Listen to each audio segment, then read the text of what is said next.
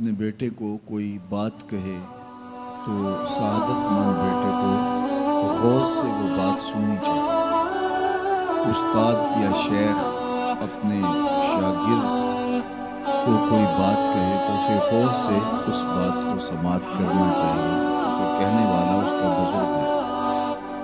لیکن وہ بزرگ، وہ شیخ، وہ استاد اگر ساتھ قسم بھی کرے تو پھر اور زیادہ مضمون کی اہمیت ہو جاتی ہے کہ یہ کوئی اہم مضمون تھا جس سے قبل قسم کی جا رہی ہے۔ اب یہاں جو ارشاد فرمایا جانے لگا ہے اس سے قبل میرے رب نے رب ہو کے قسم کی ہے۔ میرا مالک تو یوں بھی کہہ دیتا تو کافی تھا، لیکن مضمون اتنا اہم ہے کہ اس کو بیان کرنے سے قبل میرے رب نے قسم کی، اور پھر قسم بھی ایک نہیں کی، 5 قسمیں کی۔ والعادیات ضبحا، قسم ہے ان گھوڑوں کی جب وہ تیز دوڑیں تو ان کے سینوں سے آواز نکلتی ہے۔ راہ حق میں جہاد کے لیے جب گھوڑے دوڑتے ہیں تو ان کے سینوں سے نکلنے والی آواز اللہ کو کتنی محبوب ہے کہ ان گھوڑوں کی قسم کی۔ فالموریات قدحا، اور وہی گھوڑے جب برق رفتاری سے دوڑتے ہیں اور پتھریلی زمین میں جب ان کا گزر ہوتا ہے تو ان کے پاؤں سے لگی ہوئی کھریوں کے ٹکرانے سے پتھروں سے جو شرارے نکلتے ہیں، اللہ فرماتا ہے کہ میں ان گھوڑوں کی قسمیں کرتا ہوں کہ جن کے پاؤں سے لگی ہوئی کھریوں کے ٹکرانے سے پتھروں سے شرارے نکلے۔ پھر ارشاد فرمایا فالمغیرات صبحا، اور وہ گھوڑے صبح کے وقت جب حملہ آور ہوتے ہیں اور دشمن کے لشکروں کو تخت و تاراج کرتے ہیں تو ان حملہ آور ہونے والے گھوڑوں کی قسم۔ فَأَثَرْنَ بِهِ نَقْعًا، اور جب وہ حملہ آور ہوتے ہیں تو ان کی سموں سے گرد اڑتی ہے۔ اللہ فرماتا ہے وہ گرد اڑانے والے گھوڑوں کی قسم۔ پھر ارشاد فرمایا فَوَسَطْنَ بِهِ جَمْعًا، اور وہ بہادر اور دلیر گھوڑے اپنے سوار کو لے کر کے جب دشمن کے قلب میں گھس جاتے ہیں اور جتھوں پر حملہ آور ہوتے ہیں تو مجھے گھوڑوں کی یہ ادا بھی اچھی لگتی ہے، تو مجھے ان گھوڑوں کی قسم۔ تو 5 قسمیں کی۔ قسم ہے ان گھوڑوں کی جو دوڑتے ہیں تو ان کے سینوں سے آواز نکلتی ہے۔ قسم ہے ان گھوڑوں کی کہ جب وہ پتھریلی زمین سے گزریں تو ان کے پاؤں سے لگی ہوئی کھریوں کے ٹکرانے سے پتھروں سے جو شرارے نکلیں۔ قسم ہے مجھے ان گھوڑوں کی جو لشکروں کو تاخت و تاراج کریں۔ قسم ہے ان گھوڑوں کی جب وہ حملہ آور ہوں تو گرد اڑے، اور قسم ہے ان گھوڑوں کی جو لشکروں کے کلیجے چیر دیں اور آگے بڑھ جائیں اور دشمنوں کے جتھوں پہ حملہ آور ہوں۔ تو ان 5 قسم کے گھوڑوں کی میرے رب نے قسم کی۔ اللہ اکبر، میرے مالک ذات کے گھوڑے اور تو ان کی قسمیں کرے، تو کہا کہ یہ گھوڑے میرے محبوب کے غلاموں کے ہیں۔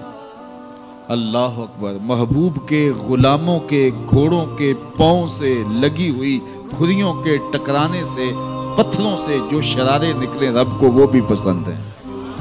ذرا غور تو کیجئے، تو ذات کے گھوڑے بھی ہوں لیکن نسبت محبوب سے ہو تو وہ گھوڑے بھی اچھے لگتے ہیں۔ اچھا ذرا آگے آ جائیے، ذات کا کتا ہے لیکن ولیوں کے سنگ جڑ گیا۔ اللہ نے اس کتے کا ذکر قرآن میں کیا، بلکہ اس کے بیٹھنے کے سٹائل کو بیان کیا۔ وَقَلْبُهُمْ بَاسِطٌ ذِرَاعَيْهِ بِالْوَسِيدِ، ان کا کتا غار کے دھانے پہ اپنے بازوؤں کو پھیلا کے بیٹھا ہے۔ غار کی دہلیز پر بیٹھنے والے کتے کی حیت جلوس کو، اس کے بیٹھنے کے سٹائل کو قرآن نے بیان کیا۔ مالک اس میں ہمارے لیے کیا ہدایت ہے؟ ایک کتے کے بیٹھنے کے سٹائل کو تو بیان کر رہا ہے، اس کی حیت جلوس کو بیان کر رہا ہے، انداز نشست کو بیان کر رہا ہے، تو قرآن تو سراپا ہدایت ہے، تو اس میں ہمارے لیے کیا ہدایت ہے؟ کہا یہی تو بتانا چاہتا ہوں کہ ذات کا کتا بھی ہو، سنگ نیکوں کے جڑ جائے تو وہ قابل ذکر ہو جاتا ہے، اور اگر تم میرے ولیوں سے جڑ جاؤ گے پھر تمہارا مرتبہ کیا؟ یہاں تو کتے جڑ جائیں تو قابل ذکر ہوتے ہیں۔ اچھا ذات کی چیونٹی ہے لیکن راہ تکتی حضرت سلیمان پیغمبر کا، تو اس چیونٹی کی گفتگو اللہ نے قرآن میں بیان کر دی اور اس کے نام کی صورت اتار دی، النمل۔ سورہ نمل اس چیونٹی کے نام پہ صورت ہے جو حضرت سلیمان علیہ السلام کی راہیں تک رہی تھی اور اپنی ہمجولیوں سے کہہ رہی تھی جلدی جلدی اپنی بلوں میں داخل ہو جاؤ، اللہ کے نبی کا لشکر بے خبری میں کہیں تمہیں کچل نہ ڈالے۔ اور حضرت سلیمان نے اس چیونٹی کی بات کو سنا، فَتَبَسَّمَ ضَاحِكًا مِّن قَوْلِهَا، اور مسکرا بھی پڑے۔ تو چیونٹی بھی ہو، گھوڑے بھی ہوں، کتے بھی ہوں، لیکن جب اچھے لوگوں کے سنگ جڑ جائیں، نسبت بلند ہو جائے تو وہ قابل ذکر ہو جاتے ہیں۔ تو ہیں گھوڑے لیکن میرا رب رب ہو کے قرآن میں ان گھوڑوں کی اداؤں کی قسمیں کر رہا ہے۔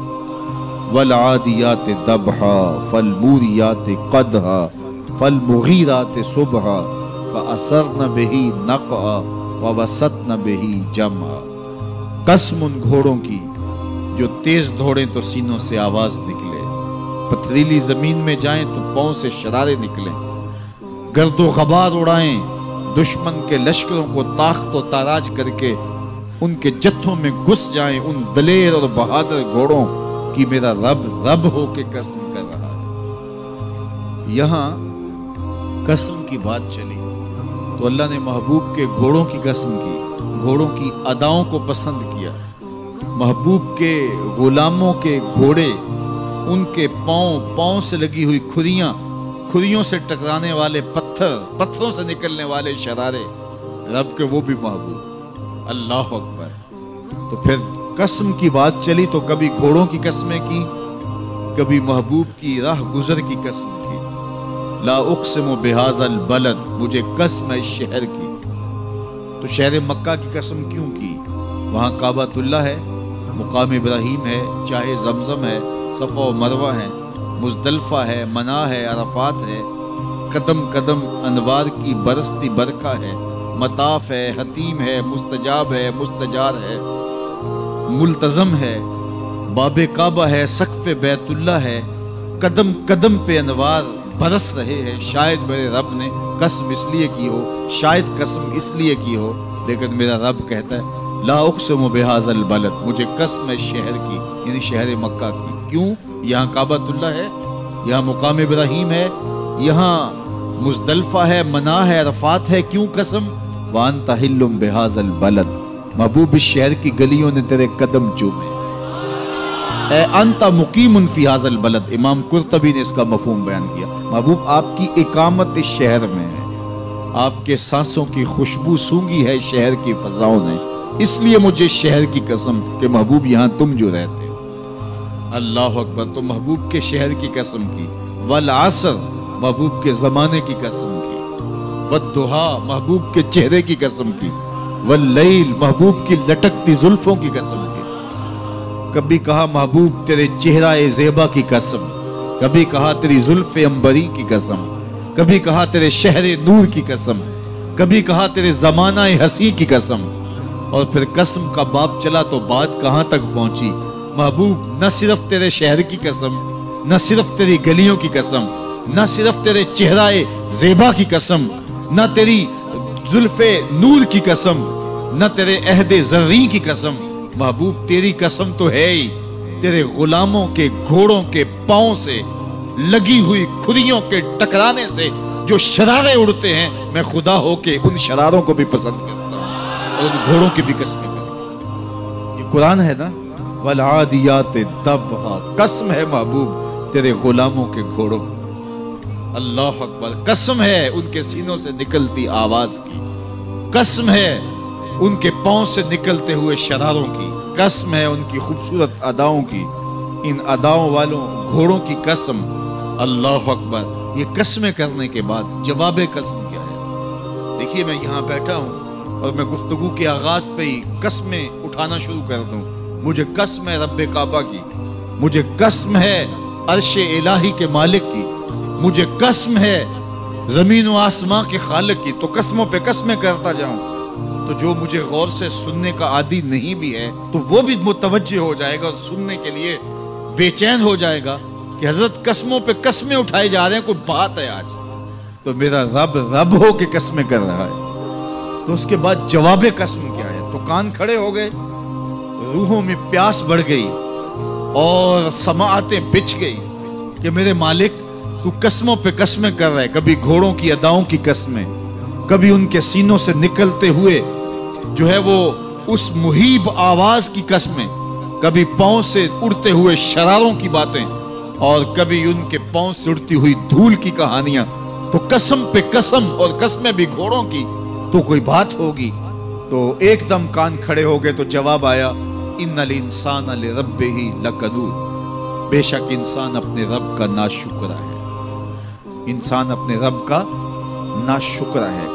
قسمیں گھوڑوں کی ان کی اداؤں کی اور ناشکرا حضرت انسان کو تھا. یہ کتنی لطیف چوٹ تھی جو حضرت انسان کو ماری گئی. یا اللہ ہمیں ناشکرا کہنا تھا تو کہیں اور مقام پہ کہہ لیا جاتا. گھوڑوں کی تو قسمیں کرے اور ہمیں ناشکرا کہے. گھوڑوں کی قسمیں ہو رہی ہوں اور انسان کو ناشکرا کہا جائے. انسان کو ناشکرا کہنا تھا تو کسی اور موقع پہ کہہ لیا جاتا. کہا یہی تو سمجھانا چاہتا ہوں کہ چم میٹھا نہیں ہوتا، کم میٹھا ہوتا ہے. تو ذات کے گھوڑے بھی ہوں لیکن کام کریں تو مجھے وہ بھی اچھے لگتے ہیں. اور تم انسان بنے ہو، نقوش بڑے اچھے ہیں، قدے رانا رکھتے ہو، جھیل جیسی آنکھیں ہیں، اور تم چلتے ہو تو قیامت چلتی ہے، لیکن مجھے تم اچھے نہیں لگتے اگر تم ناشکرے ہو. یہ ہیں ذات کے گھوڑے لیکن میرے محمد عربی کے غلاموں کے غلام ہیں، مجھے اچھے لگتے. تو وہ چم نہیں دیکھتا، وہ کم دیکھتا ہے.